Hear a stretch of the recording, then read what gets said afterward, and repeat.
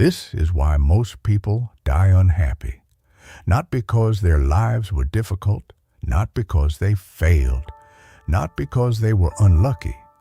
They die unhappy because they spend most of their lives waiting for the right time, waiting for things to calm down, waiting for permission they never needed, waiting for a future version of themselves who never arrives. I am old enough now to see this pattern clearly. It is everywhere. I watched it in my friends, I watched it in my family, and most painfully, I watched it in myself. At the time, it did not look like unhappiness. It looked like responsibility. It looked like patience. It looked like being sensible. That is what makes it so dangerous. If someone had told me when I was younger that I would end up unhappy, I would have laughed. I had plans. I had goals. I was always working toward something. I believed that happiness was waiting for me just a little further down the road. That road never ends. Most people believe happiness is a destination. They believe it comes after sacrifice, after success, after stability, after everything finally falls into place. They tell themselves, once this phase is over, then I will live properly. The phase becomes a lifetime. I want you to listen carefully, because this is not about motivation. It is about recognition, the kind that comes too late if you are not paying attention.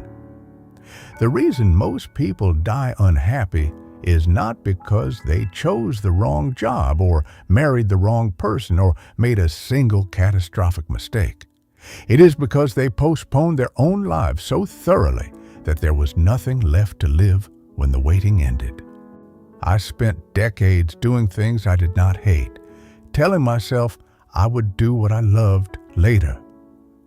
I delayed conversations that mattered because they felt uncomfortable. I ignored small desires because they did not seem practical. I treated my own inner voice like an inconvenience instead of a warning system.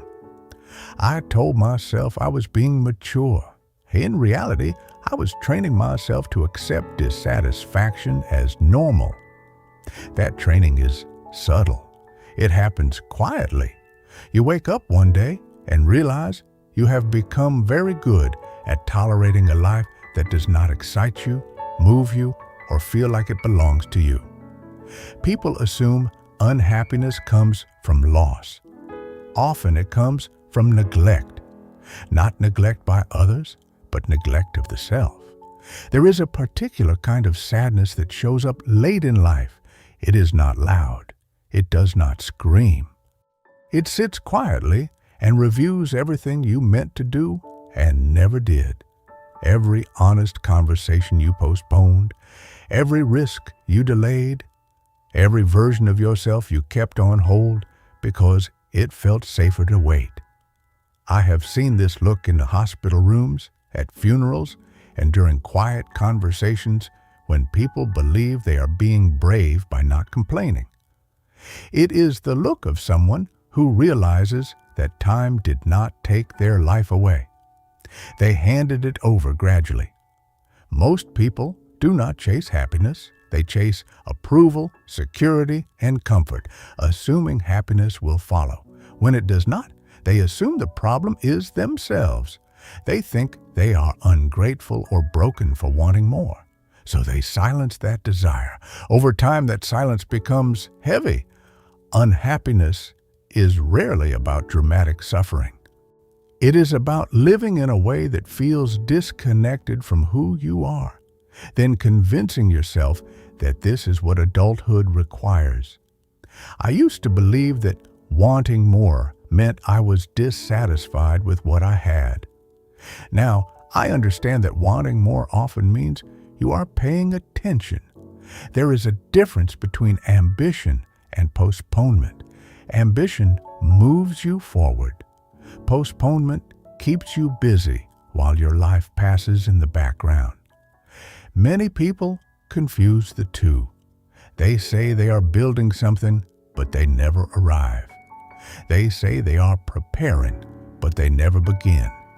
They say they will enjoy life later, without asking whether later is guaranteed. Unhappiness grows in the gap between who you are and who you allow yourself to be. I know people who did everything correctly. They followed the rules. They were responsible. They were admired, and yet in private moments, they admitted something felt missing. They could not name it because they had never given themselves permission to explore it. They waited for clarity before taking action. Clarity rarely comes before action. The tragedy is not that life is short. The tragedy is that people treat their own fulfillment like an optional extra instead of a requirement. You do not need to destroy your life to fix this.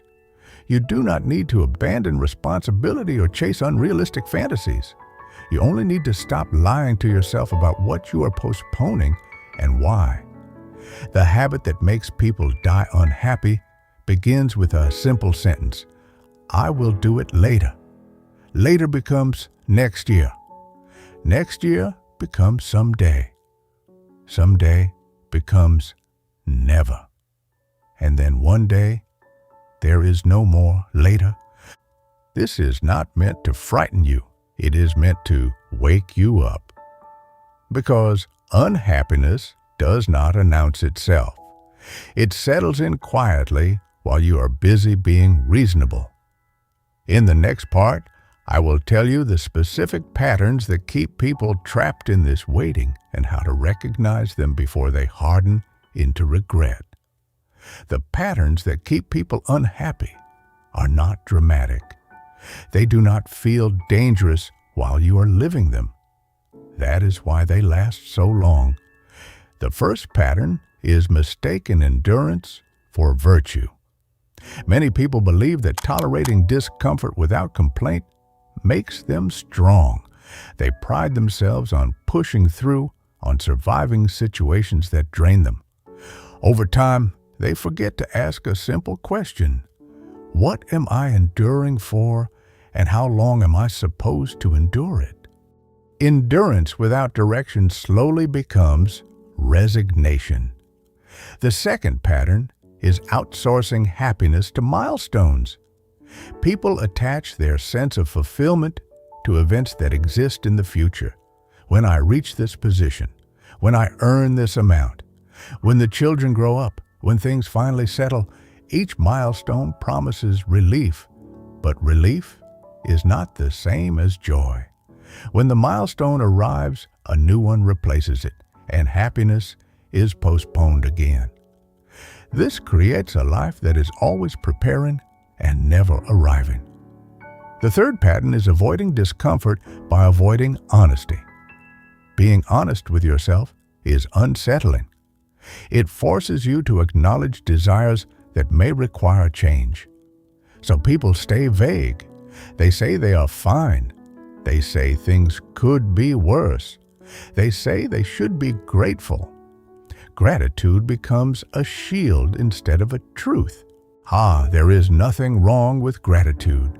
There is something dangerous about using it to silence dissatisfaction that is trying to teach you something.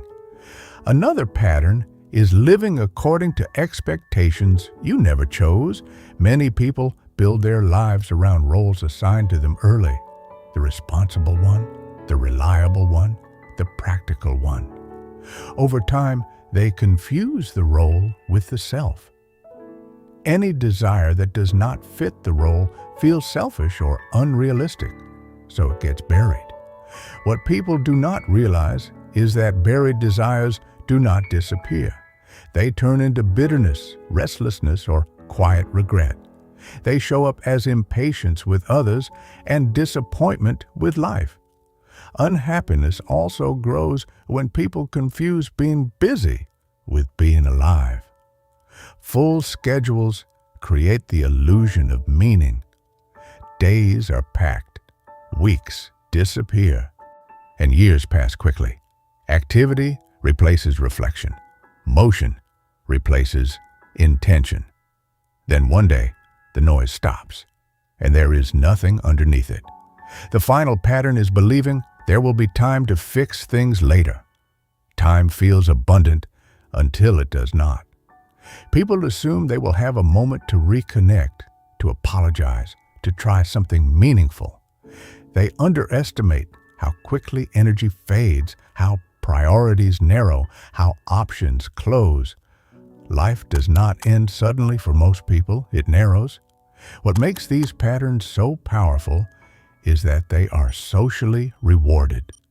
Society applauds sacrifice, busyness, and stability. It rarely asks whether a person feels alive inside their own life.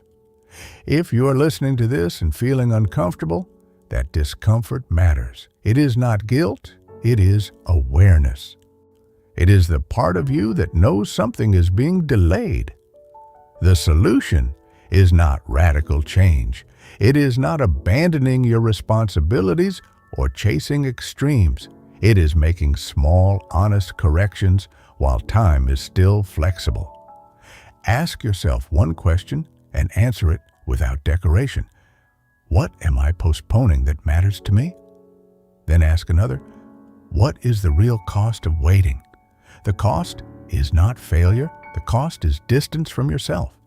You change direction by choosing presence over postponement, by having the conversation now instead of rehearsing it for years, by allowing yourself to take a small step toward what feels meaningful, instead of explaining why it is impractical. Happiness is not something you earn at the end of life. It is something you practice through alignment. When your actions reflect what matters to you, even ordinary days carry weight.